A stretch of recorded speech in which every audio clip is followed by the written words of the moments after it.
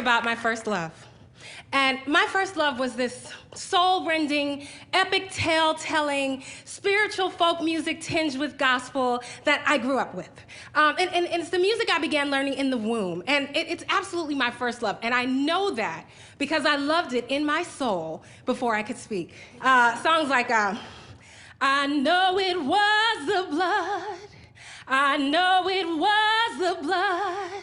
I know it was the blood for me. That kind of music, right? And thank you. And so it was my mother who nurtured that kind of music in me, right? And she also connected me to the legacy of my family and also to other people in my family, particularly women. People like my great-grandmother. And my great-grandmother, Mama.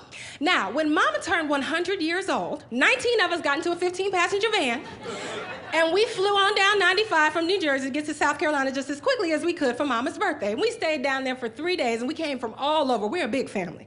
And we did everything that we could do. We sang, and we danced, and we had church, and we stayed up all night. We just did everything that we could do. As my people would say, we just plumb had a funeral for Mama right there. Yes, we did. Now, here is the thing. Mama did not die that year. Now, this is the interesting thing, because now the whole way down there, everybody was saying, oh, now, this may be the last time we see Mama on this side. Yes, indeed. You just got to give folks flowers while they are yet alive, because you just don't know. This could be her last birthday. Mama didn't die that year. Mama didn't die for 9 more years. My great-grandfather, her husband, had been dead for nearly 40 years, right? And you just got the sense from her that, you know, she felt that she had had a good run. And she was ready to move on to, like, you know, other opportunities. And it was tragic. We would get down there, she loved to sing. She would wait for us on the porch, and we'd arrive, and she'd be sitting on the porch singing to herself, I wanna go where Jesus is. One of the most important things she gave me, of course, was my grandmother. And my grandmother was the mother of 8, and she brought us up to New Jersey. She planted us there, and she also staked us in a church. Sometimes we'd be there on a weeknight service, and my grandmother would sometimes be called up to sing. She had a strut, and she'd get up there and say, this old building, keep on leaning. I gotta find me a better home. So one of the things about that church, one year they decided that they wanted to have a music conference. And we got very excited about this. So we all got together and went down to the music conference. And on the second day, I went to the junior choir rehearsal. And I was very excited. So we got down to junior choir rehearsal. And while there, I was selected to sing a solo. And I was so excited. And I remember running back to the room. I had my tape recorder. We were very well prepared at these conferences. I had my tape recorder. I got back to the room and said, Mommy, I don't want to go to dinner. Can I have your leftovers and some french fries, please? And I wanted to stay in the room and practice my song. And so I did. I stayed there for like 2 hours, and I practiced and practiced and practiced, and I learned my song. And so we went down to the conference hall early. That's where the services were being held. And I'm 12 years old, and I look around, and there are well over 1,000 people there. And I'm like, oh my goodness, I'm gonna get to sing. And I sit down in the alto section, and it seems like it took like 5 minutes, and it was time for us to sing. And we go up, we stand up there, and I step forward from the alto section, and I'm clearing my throat. And the director is walking around, and she's motioning to the musicians, and she's doing this and that. And she walks up to my microphone stand, and she gets my microphone stand a little taller, and then she checks out other things, and then she lifts the microphone out of the stand, and then she hands it to me. She hands it to her daughter. And I was crushed.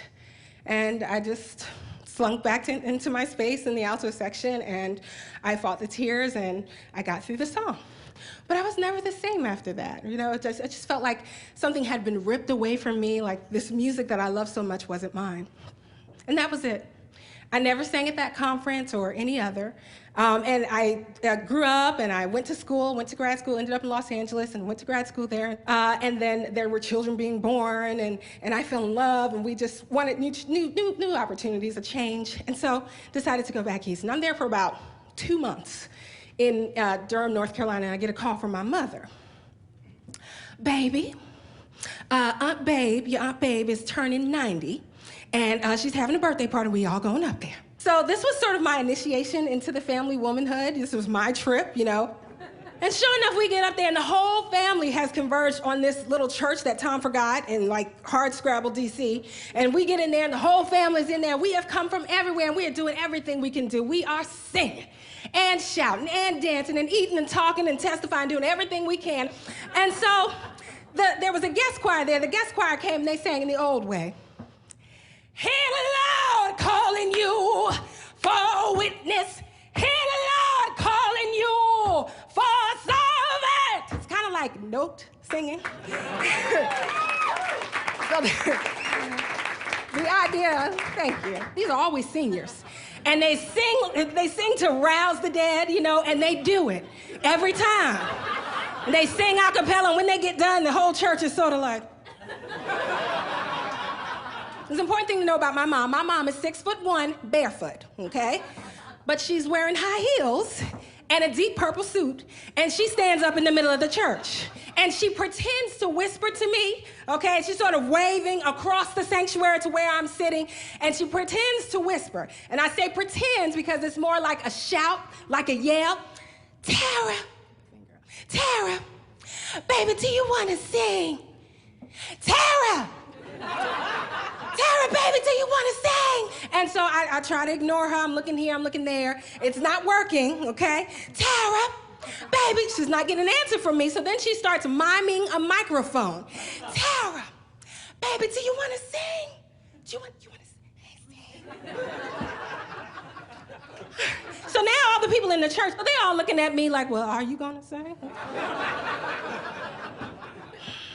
But then I look ahead to my great auntie, and she is sitting there looking beautiful, y'all. She has this red suit on, and she's sitting there so beautifully and regal. And I realize that in that red suit is the blood that has carried me so far, that in that blood is my history in every way imaginable, right? 90 years and more of my own history.